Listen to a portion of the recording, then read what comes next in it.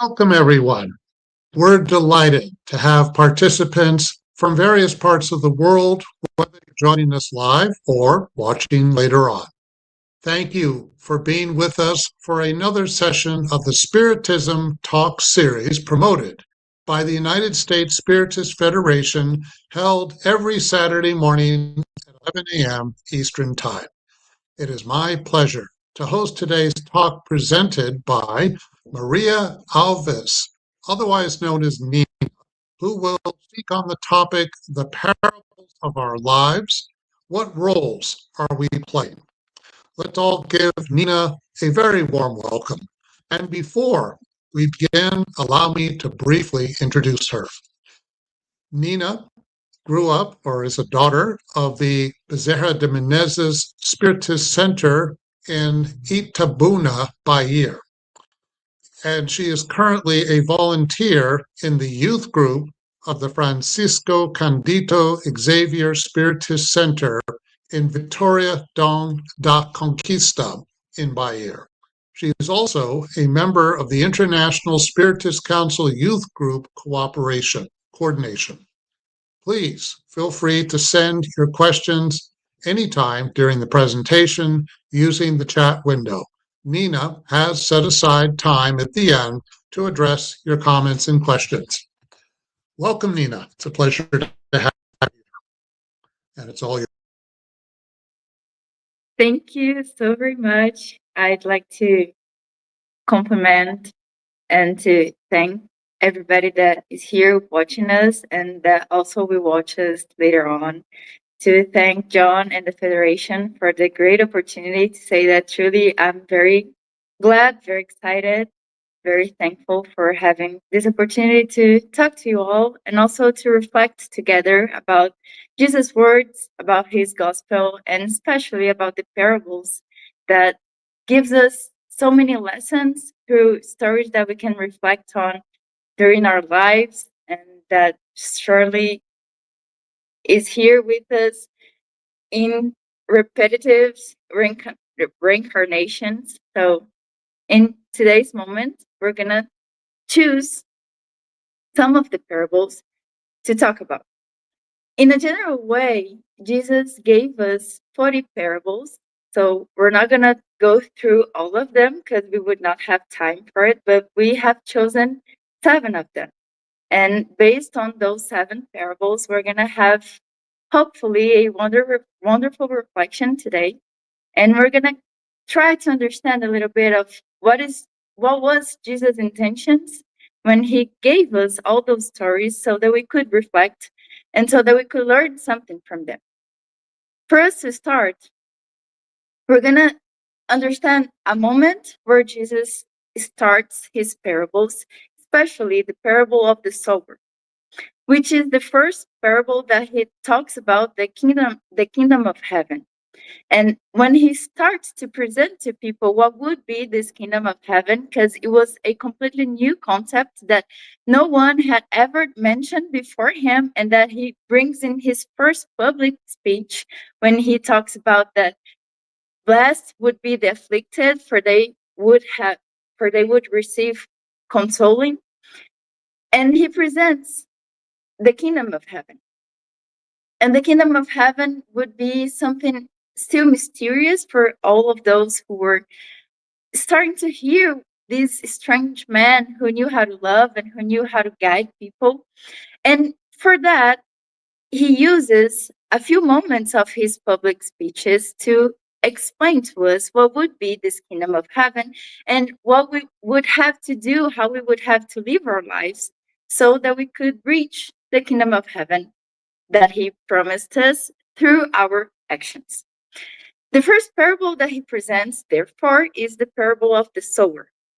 In this moment, we're going to use the parable of the sower to give us a base so that we can go through all the other 6 parables for our reflection. Just a comment, a curiosity, is that Luke's gospel is the one that has the most, like the greater amount of parables, most of the ones that we know that have been registered that Jesus told us. Luke Luke is the one to register them. But in a very curious way, today we're going to use most parables from Matthew's gospel. Only 2 of them are going to be Luke's gospel. But with that introduction, we're going to start with not a parable, but with a question of the Spirit's book. That this question make us reflect on what are our purposes on trying to leave everything that Jesus left to us.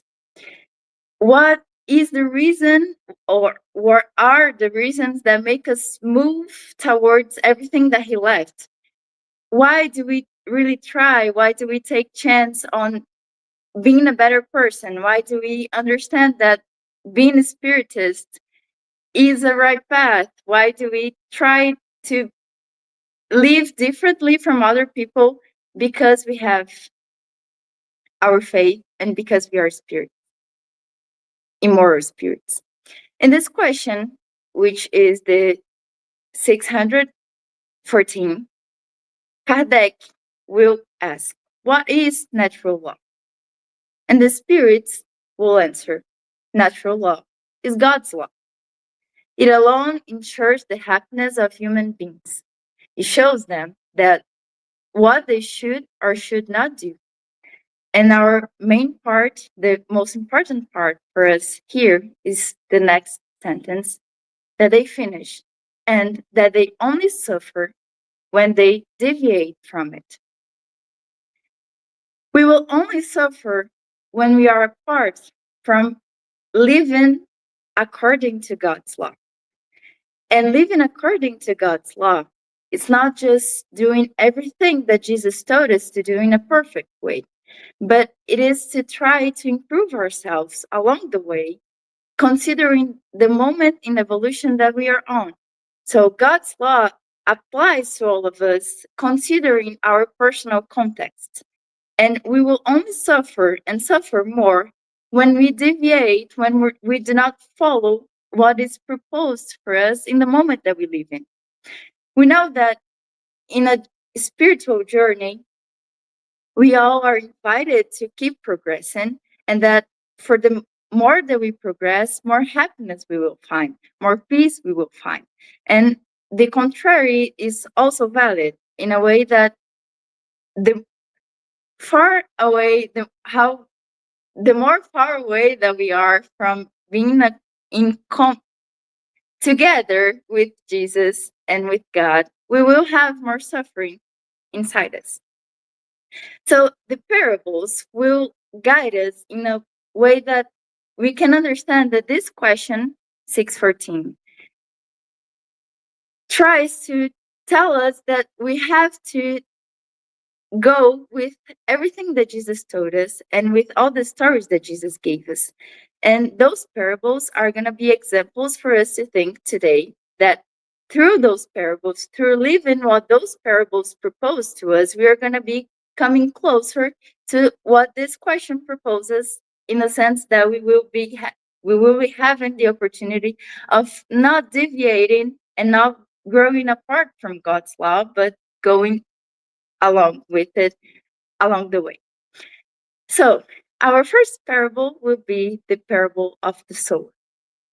We all know the story where Jesus says that the kingdom of God would be such as a man that went around his farm and gave the seeds to the soils. And the first seeds, they fell along the way.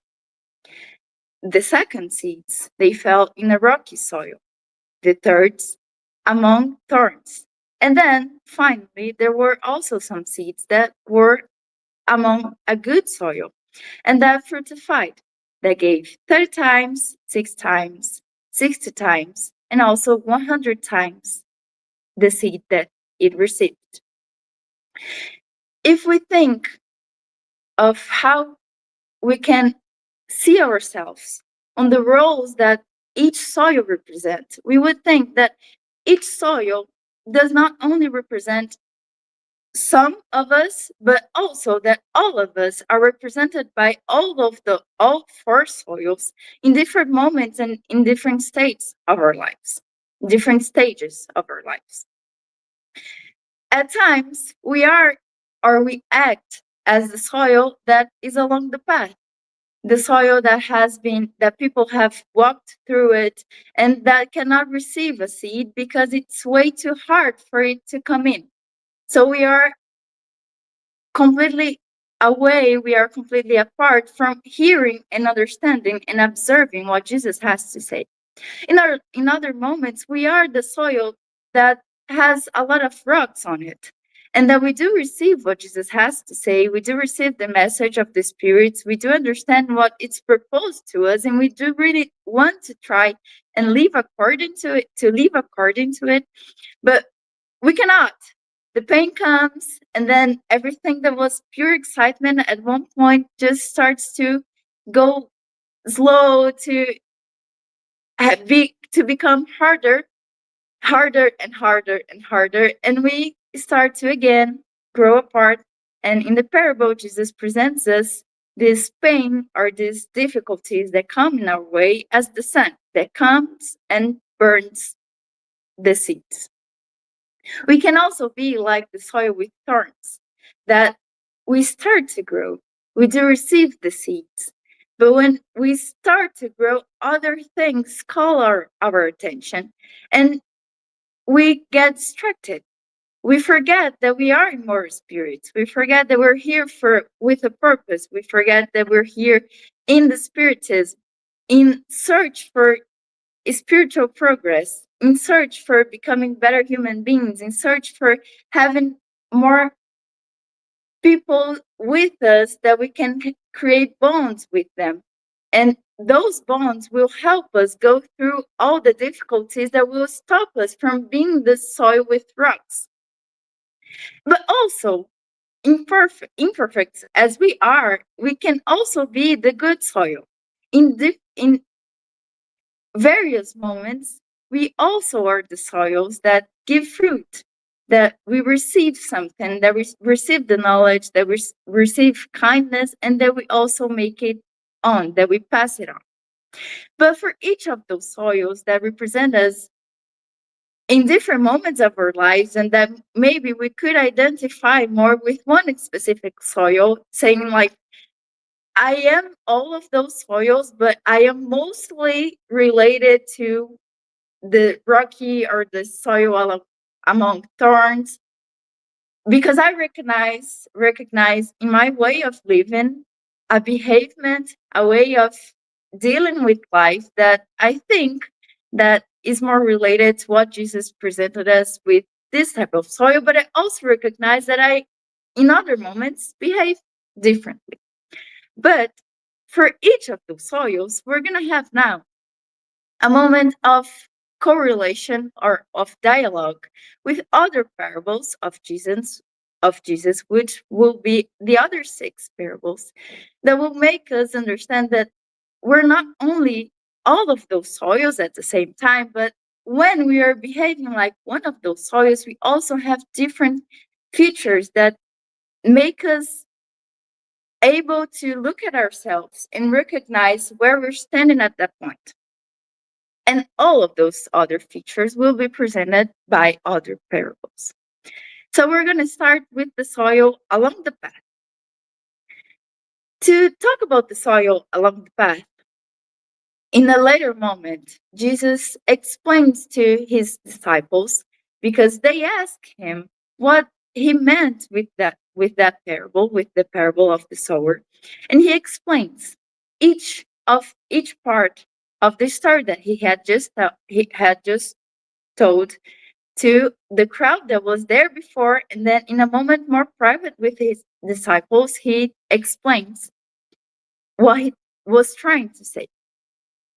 And with the soil along the path, he gives us an explanation that is mostly profound, and that makes us think what could be the reasons to lead someone, to lead us, to see, to hear, to receive the gospel. and to not live according to it because we do not want to. It's different from other soils that we do not live according to the gospel because of other moments in life, other difficulties. But right now, it's because we don't want to. It's because it does not make sense. For us, it's because we have other priorities, and the gospel right now does not take place in our lives. And Jesus says that those who are alike the soil along the path are those who hear the word and do not comprehend it, which is absolutely wonderful, because if we understand that the main point is comprehending, we're going to understand that if we did comprehend, or if we do comprehend, we will automatically have different ways of acting. If we do not comprehend, we can live without. If we do comprehend, there's not an option of saying, this does not make sense, I do not want this. There is the option of saying, I should, I recognize, but I won't. I choose. But I cannot say that I'm not going because what Jesus said, it was something crazy. It was something that does not apply to life. I cannot say that reincarnation does not make sense. I cannot say that mediumship is not a real thing. If I do comprehend, I am forced to at least accept the facts. And then I will do something with it that we will find ourselves in the next features of the next soils. But right now, the soil along the way is when we do not comprehend. And for not comprehending, we do not let it in. We do not allow ourselves to see where this message could take us, of where we could go with it, of who we could become, of what better persons we could become if we tried, of how better the world could be if we tried.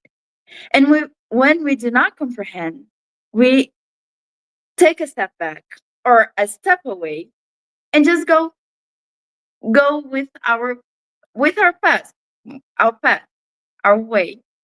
And in a moment more forward, we're gonna have to be again in contact with the gospel and say, oh, it made sense, and now I'll try.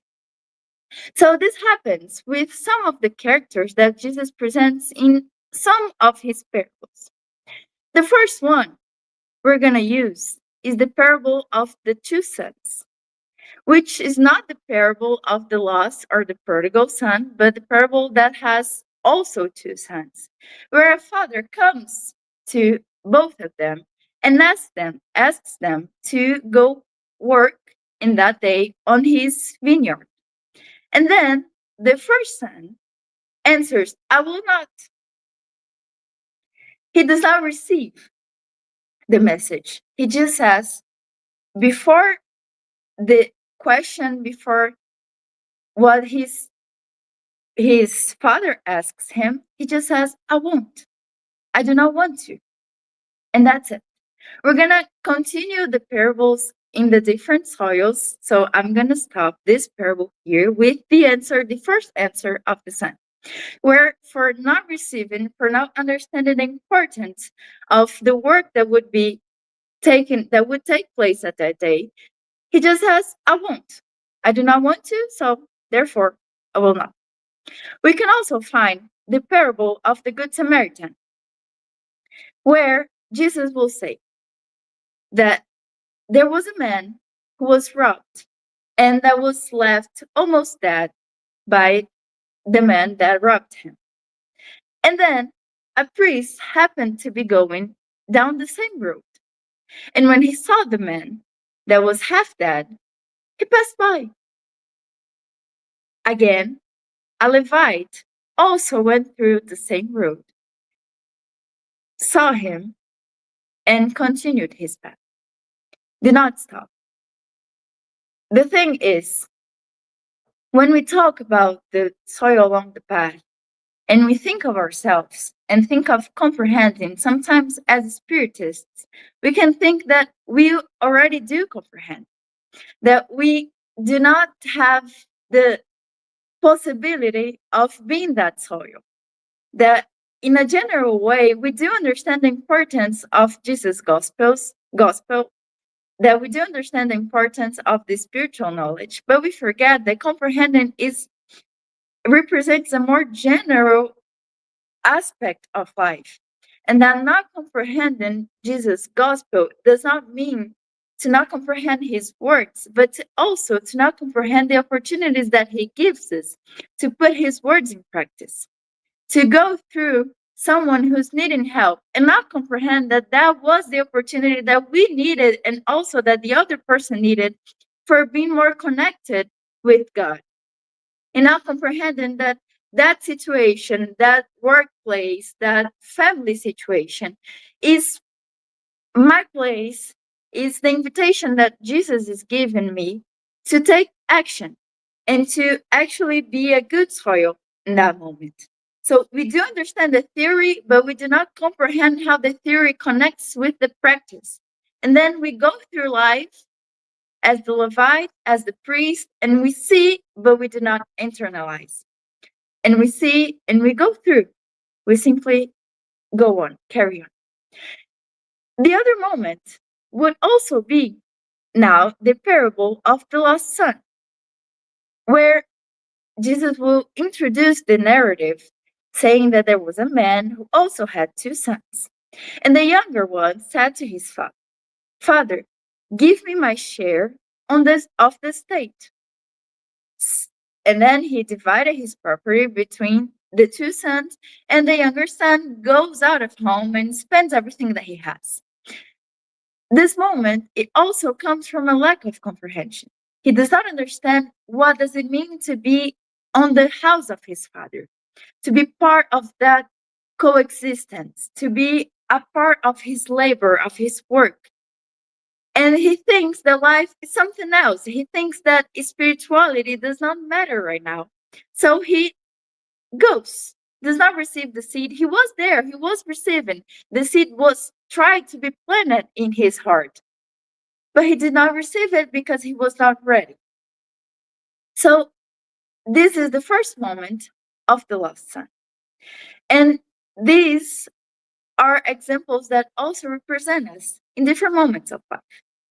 And then we will go to the next soil, which would be the rocky soil that we will also represent through the parable of the prodigal son or the lost son. But this time, the rocky soil, Jesus explains us while he explains to his disciples, and Matthew writes it down for us, that those who are like the rocky soils are those who do receive the message, who are excited by the message, and who try to live it. But at some point, when difficulties come, they forget that the message was a promise of improvement, of self-improvement, and start to think or start to realize that they thought that this self-improvement would go through an easy life, that we would have an easy path just because we would be walking alongside with Jesus.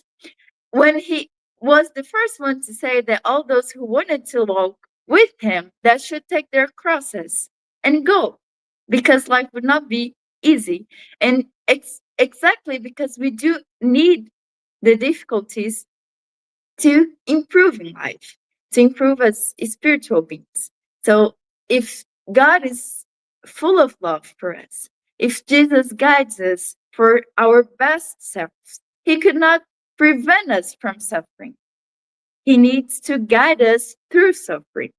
And then when we do not understand that, we are the rocky soil because we expect everything to be easy. And when the difficulty comes, when daily life starts to get harder, things starts to rush, we start to avoid the contact with the spirituality, and we start to second place our relation with Jesus and to first place all the difficulties. And then when we first place the difficulties and second place our relationship with God and with Jesus, we find ourselves in a very complicated place because we lose what's our base. We lose the very thing that could strengthen us to be able to go through everything, every hardshipness, and still survive in a spiritual way.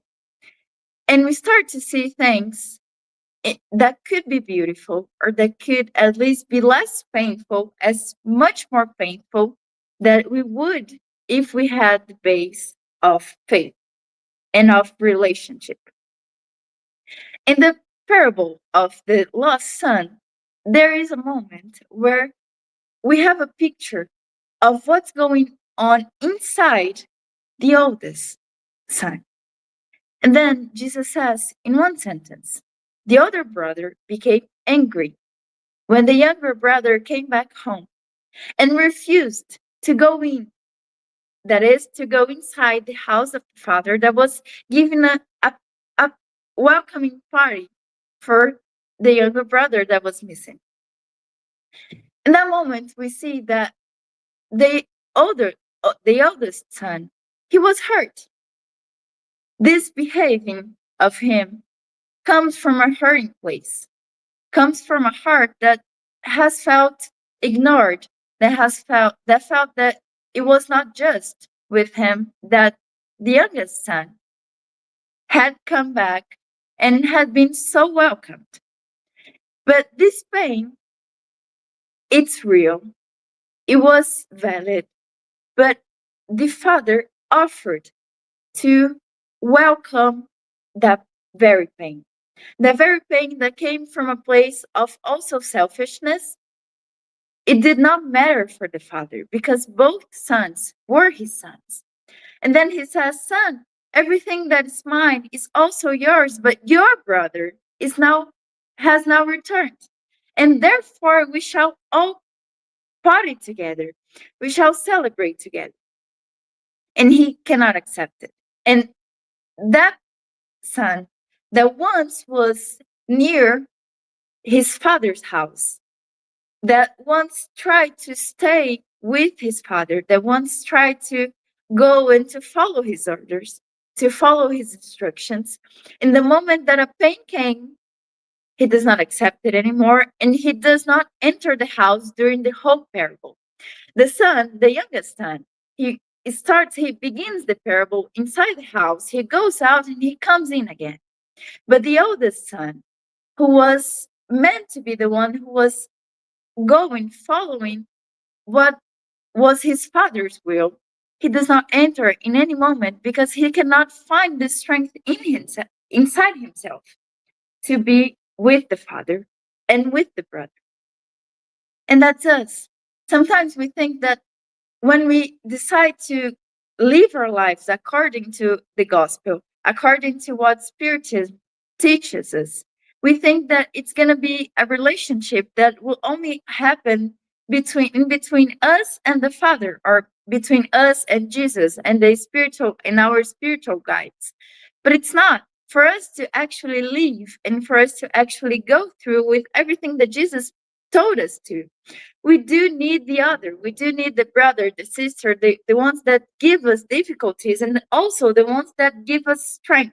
Also the ones that gives us reason to wake up again, to try again, to restart. Because that's what the society law states for us. That's what it teaches us, in the sense that we understand we do have the need of sharing for us to develop everything that is good inside of us that we could not develop unless if we were in touch with other people.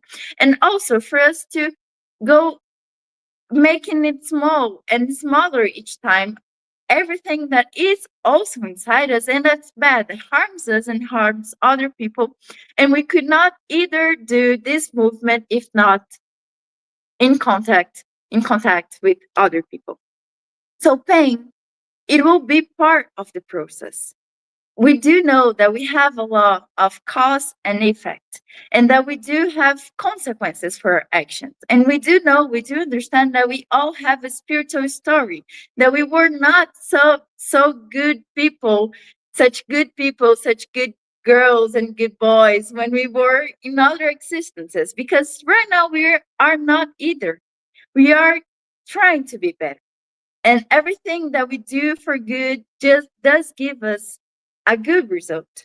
And also everything that we do for bad does give us a harmful result that invites us to grow through it, to overcome the difficulty, and to be better. When Jesus puts us to reflect on the rocky soil, he's saying there will be difficulties. And it is natural, it is normal that we will get tired, that we will struggle going through them. But we cannot forget that we need them. And that especially we have someone who is with us through all the way, that has the effective power of giving us the needed support to go through. And it's specifically and especially in those moments when we are most needed that we cannot forget to stay, to not give up, to make our relationship even closer with all those spiritually and physically that can help us. Moving on, we're going to have also the soil that on which the seeds grow among thorns. Explaining, Jesus will say that this soil represents all those who, in whom the seed starts to grow. It finds place. The ones who are in contact with the gospel, with the Spiritist, and decide to take action, decide to enter the activities of the Spiritist Center, decide to be better persons, decide to take a part of their daily lives to dedicate to this spiritual life, to be more aware of who they are in a sense of immortality, to be more aware of what are their compromises and aware of what are the purposes that they are to fulfill while being here. And that not only in a theoretical way, but in a practical way, they start taking action. But when the plant is already growing, when we already can see some of its leaves, we can also see the thorns.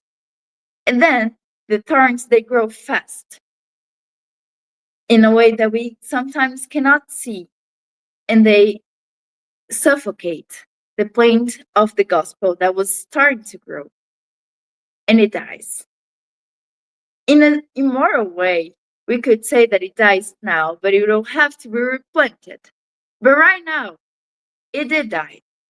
And Jesus explains that it dies because the thorns represent everything that the world can give us, the distractions that it gives, the invitations that it gives in a sense of status, of work opportunities, of feeling better than other persons, and that we forget that all those things that come to our life, the work opportunities, for example, are meant to be here for us to use them in direction of our spiritual evolution, that they do serve a purpose, that they are not harmed from existence, but the harm comes from them when we use them in a wrong way, when we put them in a wrong place in life, and we put them before we put us as spiritual beings. And then those persons who were already acting, who were youth workers, who were educators, who were working with the prayer, with the lectures, who were already being part of the movement, they start to disappear. They start to miss the reunions. They start to not be seen with such frequency. And then when we ask them, why haven't I seen you? Why have you been missing? They say, oh, it's because life has given me other priorities. And it is different from the moments in life where we actually do have other needs and where life does demand from us other responsibilities. And we are not able to manage both things, but we do not abandon the spiritual side, but we do recognize that right now we need to focus, or we need to work on for our family, for ourselves, or for the moment in life that we are on, for example, studying or a moment of work in specific that life asks from us. It is different from when I choose to put aside the spiritual part of me to prioritize everything that is simply material. And then we're going to have some other parables that also shows us this possible behavior. The first one is the parable of the workers on the vineyard. The workers on the vineyard are those who are called by the Lord keeper in different moments of the day. And they are offered each, those who are first called in the first hour, they are offered each a denarius as a salary. And all the other ones, they just receive the invitation saying, come work in my vineyard and I'll pay what's right. They do not receive a price, just they simply trust that the payment will be what it is right. And then at the end of the parable, Jesus will say, so then, when those came who were hired first, they expected to receive more than a denarius because the ones that were hired later on received each a denarius. But each one of them also received a denarius. When they received it, they began to grumble against the landowner. And then the landowner says, I'm not being unfair to you, friend. Didn't you agree to work for a denarius? Take your pay and go. I want to give the one who was hired the last, the same as I give you. Don't I have the right to do what I want with my money?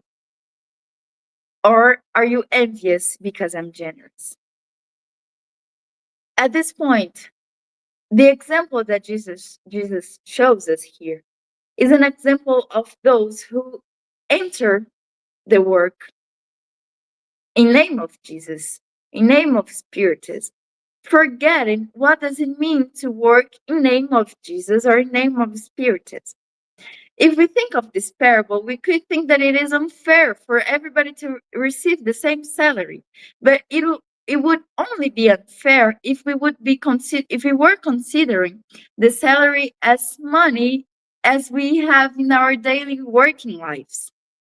But if we think that our greater salary is in working with Jesus, is literally the opportunity of being working with him, of being alongside with him, of going through life knowing that he is with us, differently from others that only find themselves along with Jesus, that only figure out that Jesus was there the whole time later on in their lives. It is different. And yes, when we figure out earlier, we are called to work with him earlier, and we are called to live differently earlier. And we do have more work, but this work pays back.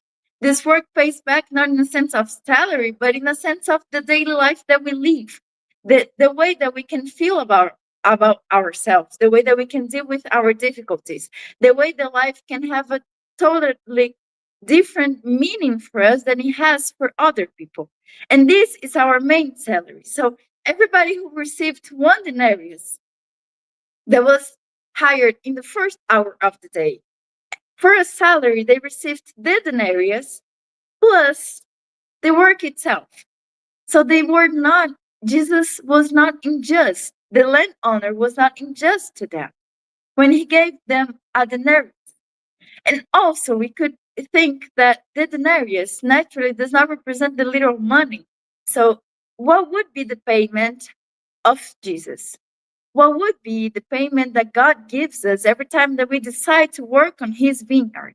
If not the peace, the love, the self-awareness, the eased consciousness, our more quiet thoughts, our way of looking at us and seeing that we are making a good journey, a beautiful journey of sleeping at night in peace.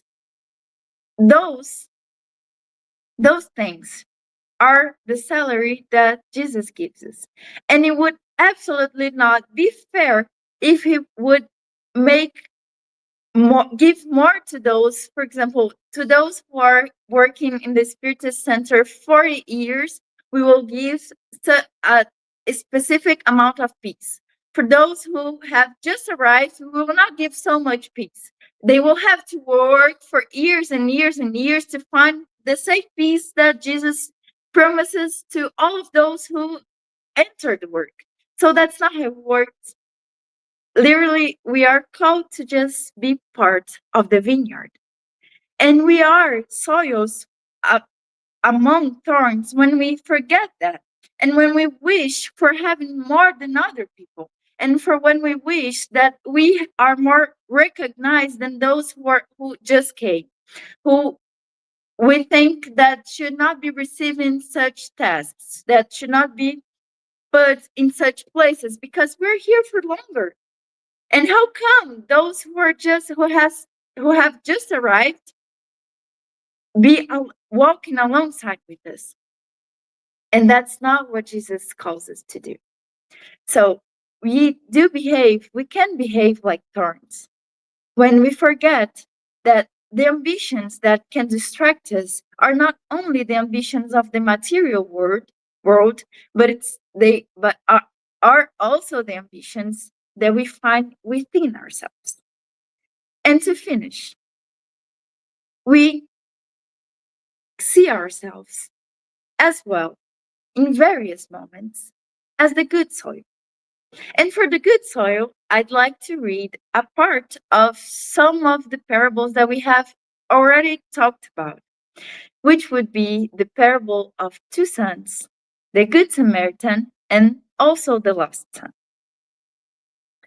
Starting with the parable of the two sons. At first, we mentioned that the son answers no to the question, to the task that the father asks him to take. But Jesus will say, he says, I will not. But later, he changes his mind and goes. Then the father went to the other son and said the same thing. He answered, I will, sir. But he does not go. Then Jesus asks, which of the two did what his father wanted? The first, they answered. Jesus said to them, truly I tell you that tax collectors and prostitutes are entering the kingdom of God ahead of you. He was talking to priests at this moment. So the main part that we want to reflect, because we have many reflections that we can take from this parable, is that it does not matter when we start. It does not matter if we first said no.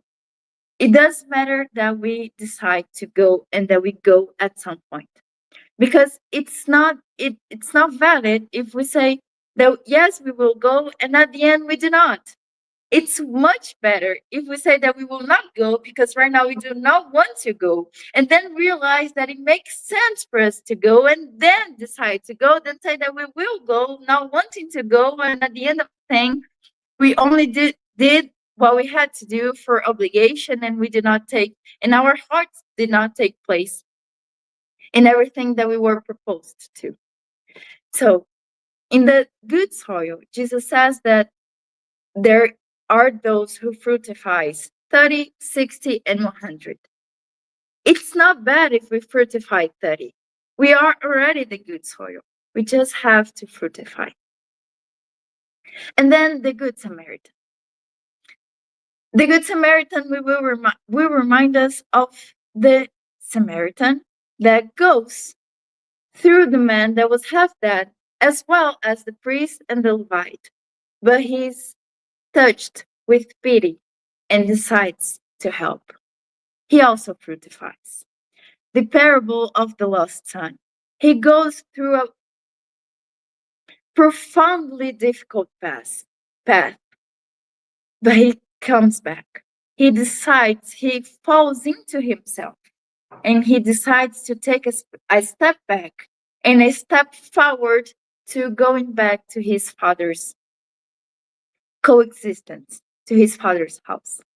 So with those parables and with those 4 types of soil, we finish our reflection today, trying to understand a little bit and to have more place deeper in our hearts the message that Jesus gives us, saying that we can relate to many characters and to many futures in the parables, but we can always try to be better based on that, based on all of what Jesus tells us that we can do as immortal spirits. So I thank you very much for the opportunity of being here, for the patience, and that's it. Well, thank you, Nina, for your insightful reflections. This was a very compelling and engaging presentation. Please stay with us for the Q&A session, which will begin shortly after a few messages. We invite you to follow us on our social media channels to stay updated on upcoming events. 2, don't forget to visit the USSF bookstore at Spiritist Books US, where you'll find a wide selection of Spiritist books, including several exciting new releases. Number 3, if you work with Spiritist youth or are interested in educational resources, be sure to explore family, youth, and children's Spiritist education, otherwise known as FIXIE. Please visit the FIXIE website at spiritismkids.us, where you'll discover excellent materials and ideas for youth educators. And finally,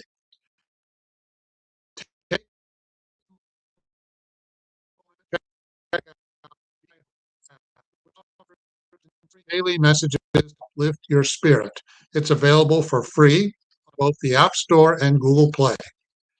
Okay, let's turn our attention to your comments and questions. There's still time to send yours, so please feel free to share your thoughts using the chat window.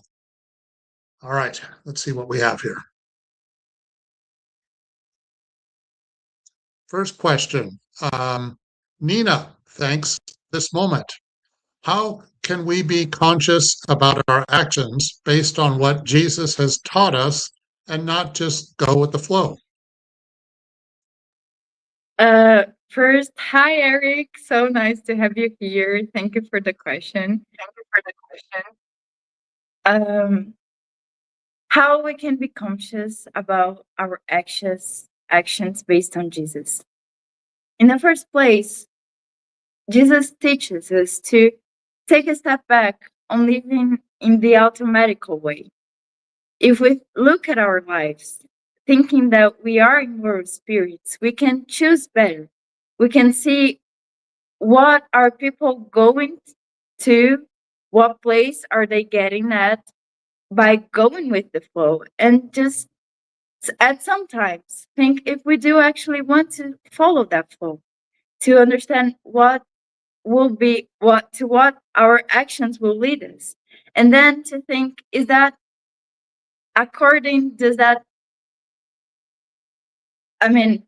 is that correct considering everything that I understand in a spiritual life?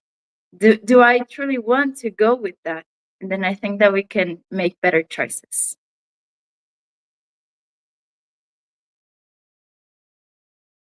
Next question. From Daniel Santos. If Jesus used such simple everyday examples like soil, seeds, and corn, why do you think his parables are still so hard for us to get and put into practice?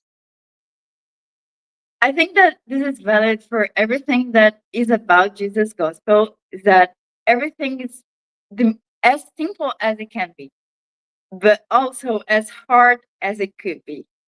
Love one another. Simple task, profoundly hard. Love your enemy. Simple task, profoundly hard. It's just that we are in such a place in evolution that we are still so far away from not only perfection, but also from a true connection with Jesus and with the spiritual life, that we find it extremely hard to take place, to make difference between what is the material and what is the spiritual, and how we want to live and how we can actually take action on that. And when we try, we flip, and then we want to give up, and then we have to try again, and that's part of our journey. Good point. Okay, next question. This is from Jasada Corngold. Nina, in our daily life, how and when do you feel Jesus next to you? Hello, Ju. So nice to have you here. I think that when Jesus is most felt next to me or next to us, I think we could put two extreme moments. When we are most needed, in moments of most suffering, and we remember to reach out to Him, and we remember to not be the rocky soil, and we decide to actually allow Jesus to be along with us on those hard paths. And we do feel Him close. We do feel that the spirituality is there helping us, that everything is hard, but they're there with us.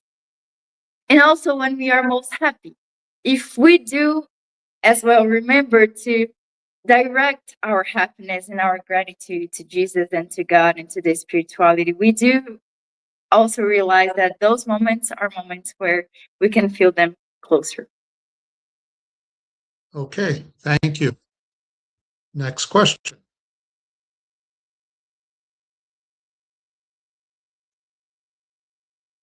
If I could share one particular Go ahead. Mm-hmm. Yeah. one particular moment. Oh, I think I could say there many moments came to my mind, but I could say that when I came to live by myself, I went out of home, and it was my first day alone at home. And then I felt so held by the spirituality and by Jesus. And then I said, I'm not living alone. I'm not alone at this, and I do have help. I do have support. And I did feel like I was not the only habitant of the house. It's very comforting, is it, when you feel like you can receive help when you ask for it, but you have to ask. Most definitely. Okay, next question from the U.S. Spiritist Federation. In a world full of social media, entertainment, and constant distractions, what habits help you stay connected to the teachings of Spiritism in your daily life? Surely I'd say let it be part of the daily life, letting it be part. Because if we do allow us to grow apart or to fall apart a little bit, we enter a path that is hard to come back, that we go living our automatical daily lives and we grow more and more apart each time. But surely the gospel at home, it does take a very important place on that. The prayers every day are the most fundamental thing for us because it's what will establish our connection, and also being part of the center because it's where we find bonds and where we can base ourselves and say, I'm here, I'm not leaving, I have my foot here, and here I'll stay. Definitely requires a lot of persistence. Yes. Okay, next question from the U.S. Spiritist Federation. Can you explain a little further what is meant by the kingdom of heaven? Jesus explains it throughout 7 parables, so I'm gonna try to explain it in 2 minutes. But when Jesus presents the kingdom of heaven, he presents parables that talk about growth, time, and treasure. the parables are more or less divided in growth through time that gives us nutrition, and that is our greatest treasure. So if we could understand it in a general way based on Spiritism, we could also take as reference one sentence that he answers objectively to a priest, that he says, if someone asks, where is the kingdom of heaven? Do not believe if somebody says it's here or it's there, because it's truly inside of each one of us. And for us Spiritists, the kingdom of heaven is what we build inside, and the way that we behave, the way that we feel, the connection that we have, that we build with Jesus, and the kingdom inside of us, what's our inside kingdom that will define how our lives will be here and in the life beyond, and in our lives beyond, and so on. Well put. Thank you. Another question from the U.S. Spiritist Federation. Do you have advice for those who are afraid to admit they are not comprehending an important lesson at the moment? It's kind of paradoxical, because if they are afraid, it's hard to say for us. When we are afraid, just do it. But truly, would be that, just admit it, and not to other people, but to ourselves and to Jesus, saying, I'm not understanding what you want from me right now. I'm not understanding why this is important. I do not want to go, like the first son of the two sons. I do not want to go. And then when I realize that it's important, I will go. It does not make sense for us to go not understanding. It's part of what the Spiritism basically tells us, that we have to allow the message to take place in our heart, to take place in our mind, to make sense for our lives, and then we take action. But the thing is, we are to take action before, in a movement of making this place. Because if we do not understand now, it does not mean that we have to act according to something that we do not understand. But if we do understand that this is important, and that it would be important or good that I received and I accepted, that which I still do not accept, I make a movement to create a space inside of me that will allow me to leave what I still cannot. So a step at a time, but we cannot pretend that we do not feel the things that we do. Wonderful. Thank you. Okay, we have time for one more question. This is from the International Spiritist Council. If we are like seeds trying to adapt to different soils, so to speak, how much personal responsibility do we have in this process? As much responsibility as the possibilities that we have of acting in one way or in the other. Our actions, they do not have the same weight for everyone. We do know that when we talk in Spiritism about God's justice, about divine justice, that everything is according to the moment and to the stage that each one of us is right now. The responsibility that I have is according to how much I already do comprehend. So we cannot force ourselves too much, but we can also not pretend, we can't pretend as well, that we do not know the things that we do know, and that we are not able to do inside, in a sense, inside, the things that we are already able to. I like how you put that. Okay, thank you, Nina, and a heartfelt thanks to everyone who joined us for today's live talk, and to those who regularly follow our weekly Spiritism Talk series. Your continued engagement is truly appreciated. Next Saturday, we will not have the live talk because of the annual general meeting for the USSF, but we invite you to join us on Saturday, June 13th at 11 a.m. Eastern Time for our next live session, where Gustavo Roca will be exploring the topic, You Shall Know Truth. We look forward to having you with us. And so before we wrap up, we'll do a final prayer. If you can, please close your eyes. Dear God, our dear beloved mentors, dear Jesus, thank you for every moment we have to learn, to reflect, to experience and appreciate life. May we have the strength each and every day to continue. When we feel discouraged, may we find ways to be uplifted. When we experience moments of joy, may we appreciate the lessons to be learned and realize there's always much more to learn. Thank you, dear God, for all that you provide us each and every moment. May everyone be blessed and supported. Amen.